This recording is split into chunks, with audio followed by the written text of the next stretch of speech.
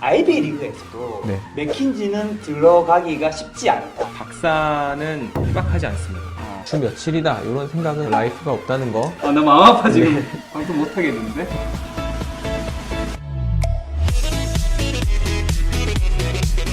출퇴근 시간은 좀 어떻게 돼요? 출퇴근 시간이라는 게 무의미하다고 봐야죠.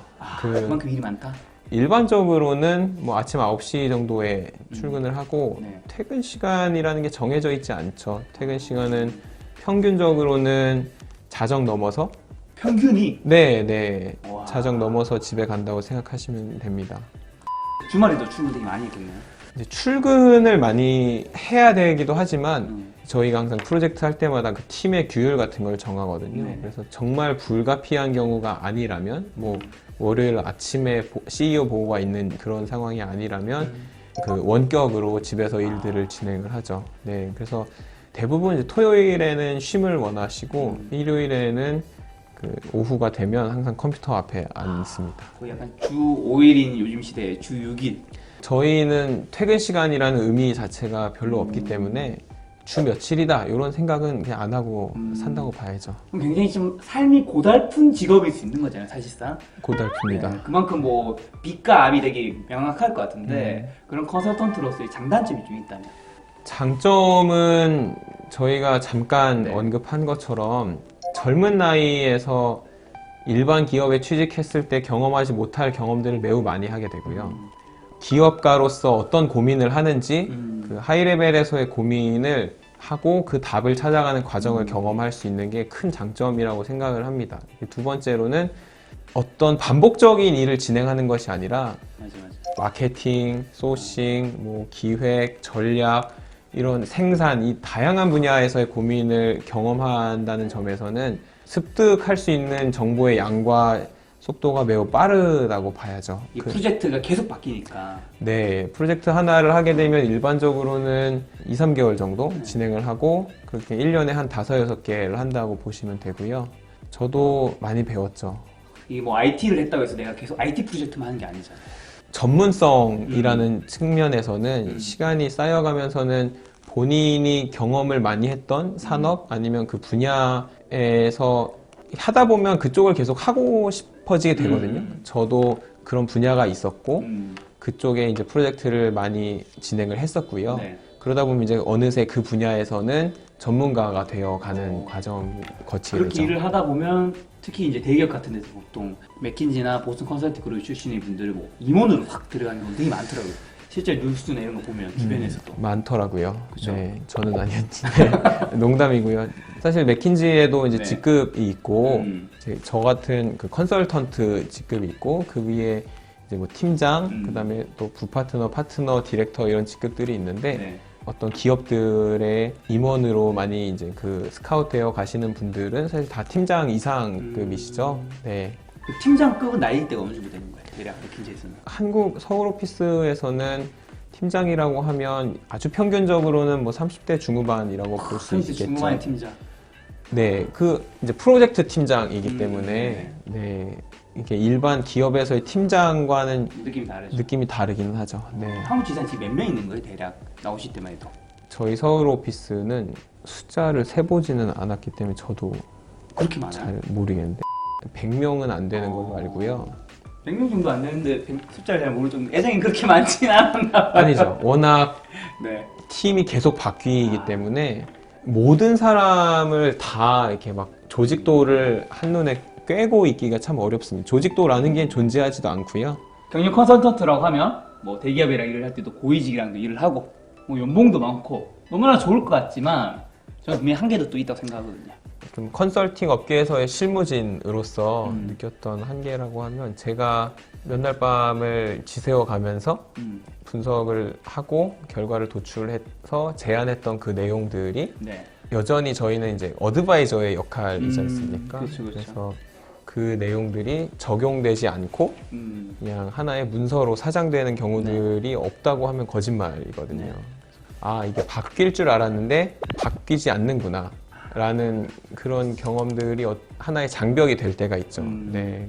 그럴 때 속상하고 반대로 이제 제가 제안했던 것들이 실제로 수행이 되고 네. 결과로 이어지는 걸 목격할 때는 그보다 더 기쁜 일은 없다고 봐야죠. 결국 그 일의 주도권 어쨌든 그 일을 준 기업에 있는 거니까. 맞습니다. 그렇죠. 어드바이저 역할을 벗어나기 좀 힘든 거잖아요. 네. 그러면 그 컨설턴트의 또 단점은 뭐가 있을까요, 실제적으로? 단점은 뭐 라이프가 없다는 거. 이게 저는 개인적으로 크게 단점은 아니었어요. 왜냐면 왜?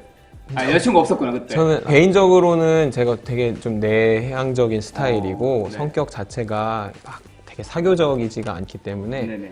퇴근을 일찍을 해도 할 게 없는? 가서 저녁 먹고 뭐 슬퍼지는데. 운동 잠깐 하고 자는 그런 일정이기 때문에 아, 나 마음 아파 지금. 방송 못 하겠는데. 네.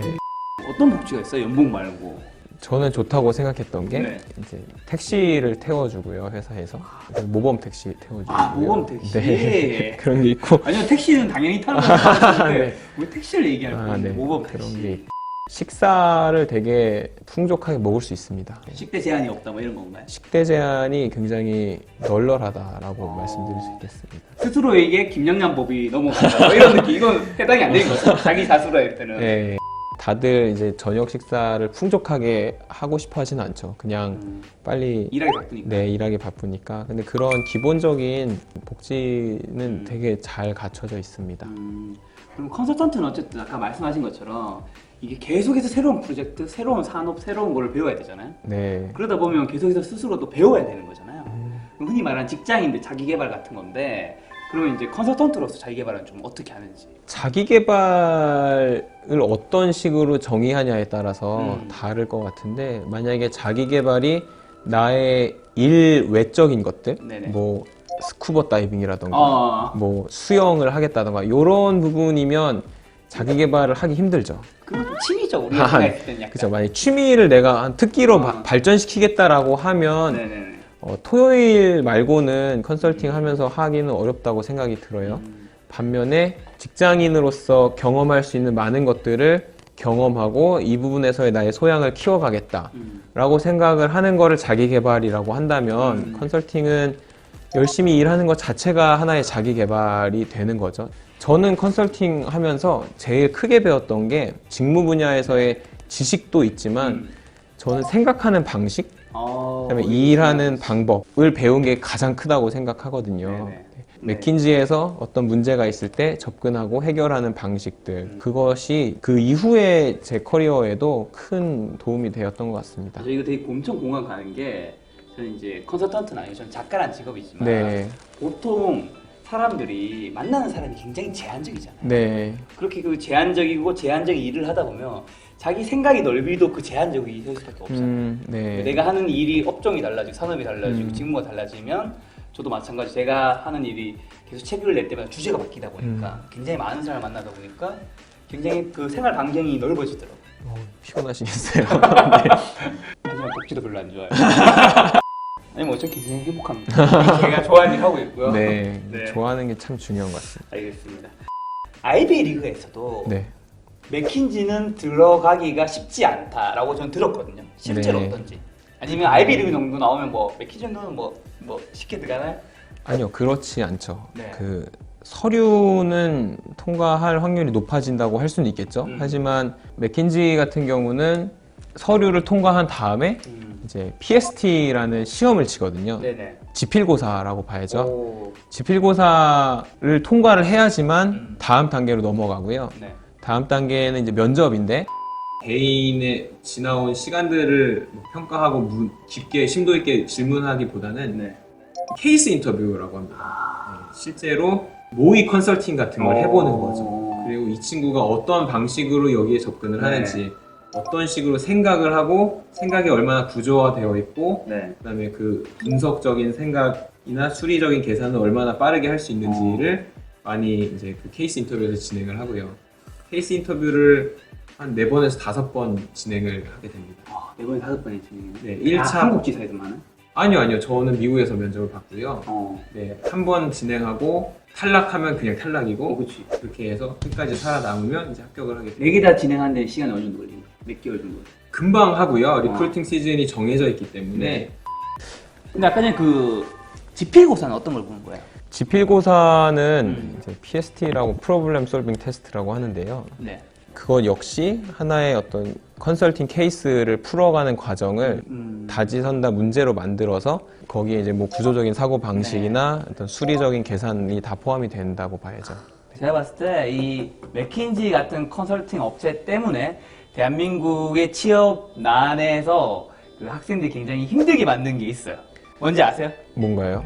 뭐냐면 원래 사실 이 질문 자체가 아까 들어보면 약간 그 직무 역량이라든가 태도라든가 이런 것보다 케이스 그런 실제로 한번 학습을 하게 하는 거잖아요. 한번 풀어보게 하고. 실제로 실무를 경험하게 그러니까 하는 거죠. 실무를 먼저 네. 해서 이 친구 가능성이 이제 보는 거잖아요. 네. 대기업에서는 보통 이제 원래 중견이나 대기업은 직무 관련된 태도라든가 과거의 경험이라든가 자소서를 기반으로 여러 가지 질문 많이 정성적인 하거든요. 것들 그렇죠. 말씀하시는 근데 어느 거죠. 순간 대기업에서 막 그런 거 있잖아요. 이 방을 풍선으로 가득 채웠을 때 풍선은 몇 개쯤 채웠을 것인가. 맥킨지는 그런 질문은 안 물어보거든요. 아, 그래요? 그런 질문들이 네. 이제 맥킨지는 그런 건 안 물어보거든요. 네네. 근데 순전히 그 질문들이 원하는 거는 한 가지입니다. 뭐예요? 이렇게 정확한 답이 아니라 뭐 서울에 피자집 몇 개 있을 거냐 그치, 이런 그치. 답이 아니라 그들이 네이버에서 서울 피자집 개수를 검색해서 비교를 해보는 건 아니거든요. 그렇죠, 그렇죠. 어떻게 접근하느냐, 어떻게 접근하느냐. 네, 어떻게 이 구직자가 사고하느냐를 보는 거거든요. 결국에는 맥킨지도 그런 브레인 티저를 직접적으로 묻지는 않지만, 아, 맥킨지 실제 묻지 않아요? 네, 그런 건 안 물어요. 안 물어요? 브레인 티저는 그럼 하지 지금 않습니다. 어디서 시작된 거야? 모르게, 뭐 BCG? 이런데 그럴 수도 있는데. 참고로 다다음번에 BCG 컨설턴트 여기 출연해요. 뭐 내가 봤을 때 둘이 같이 출연해야 돼, 이게. 맥킨지에서 중요한 거는 결국 제가 아까 많이 배웠다고 한 것도 네. 생각하는 방식이거든요. 이 사람이 뭐 경영학과를 나와서 경영에 대해서 뭐 마케팅 이론을 배웠냐 안 배웠냐는 전혀 노관심입니다. 이 사람이 어떻게 생각하고 사고하느냐, 어떤 문제가 있을 때 그걸 해결하기 위해서 어떻게 접근하느냐, 이거를 전적으로 보려고 하는 거죠. 근데 사실 이게 노관심이라기보다는 맥킨지 같은 회사에 들어가면 이제 한국 지대 들어왔을 때 사실 학벌이 되게 좋으셨잖아요, 전체적으로. 이건 부정할 수 없는 사실이잖아요. 네. 그렇죠. 그 뜻은 뭐냐면 노관심이 될 정도로 그런 기본 지식은 깔려 있다는 게 저는 사실 더 맞다고 보거든요. 그렇지 않아요. 아, 그렇지 왜냐면 저는 응용수학을 전공했고 네. 아무것도 몰랐거든요. 네네. 저는 손익표 보는 법도 몰랐고 뭐 어떤 경영 전략 이런 거 하나도 몰랐거든요. 이제 맥킨지에 입사하는 방법이 크게 두 가지인데 네네. 첫 번째가 이제 학사 졸업한 친구들을 학사. 보고 그보다 한 급 더 높은 어소를 뽑을 때는 박사를 뽑는다면서요? 박사나 MBA 출신들을 뽑는데요. MBA 출신들은 당연히 이제 그 부분들에 대해서 해박하죠. 하지만 박사는 해박하지 않습니다. 아직 박사 디스하는 거예요? 아니요. 공학 박사들, 네네. 그다음에 뭐 수학 박사들, 대부분 이제 이과 박사들이 많거든요. 그분들이 뭐 MIT 이런 데서 박사학위 하시면서 경영학을 보실 일이 없지 않습니까? 오히려 어떻게 생각하느냐, 포텐셜을 많이 보고 실제로 학사도 저도 수학 전공했고 네. 뭐 철학과, 뭐 종교학과 이런 전공한 분들도 계시거든요. 네. 그러니까 꼭 지식을 테스트하지 않습니다. 그 부분에 대해서는 좀 명확하게 얘기하고 싶었어요. 관점이라든가 논리적인 사고력이 굉장히 중요하다. 네, 생각하는 방식이랑 그 말씀하신 논리력, 그 다음에 어떤 수리적인 그 프로세싱을 많이 보시죠. 수리적이라는 건 수학적인 그런 것들도 굉장히 중요하다는 좀 뜻일까요? 수학적이라고 하기엔 너무 네. 거창하고요. 계산.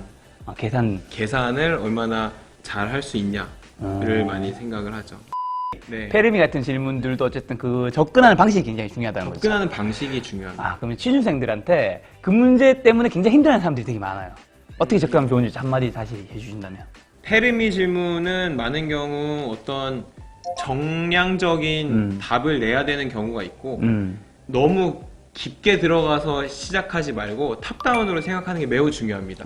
페르미 질문 같은 경우는 그러면 내가 이 문제를 해결하기 위해서 공식부터 세우시면 될 것 같아요. 네. 공식은 사실 다 사칙연산으로 세워지는 거거든요. 네네. 공식이 이제 흠이 없다라고 생각이 되면 네. 그때서 이제 공식의 그 항목마다 그거를 도출하기 위한 어떤 또 한 단계 더 들어가는 거거든요. 네. 그래서 이게 사실 맥킨지에서 사고하는 방식인데 네. 탑다운인 거죠. 그 가장 하이 레벨에서 문제를 정의하고 그것을 저희는 미시하게 쪼갠다고 하는데 네네. 서로 겹치는 것 없이 그다음에 이제 다 합쳐놨을 때 빠진 부분이 없이 이거를 문제를 보고 있다라는 네. 부분이 굉장히 중요하거든요. 그래서 그 페르미 질문도 그 답을 도출하기 위한 공식이 뭐냐, 그걸 도출하기 위해서 어떻게 접근할 것이냐, 이렇게 탑다운으로 생각하시는 게 필요합니다.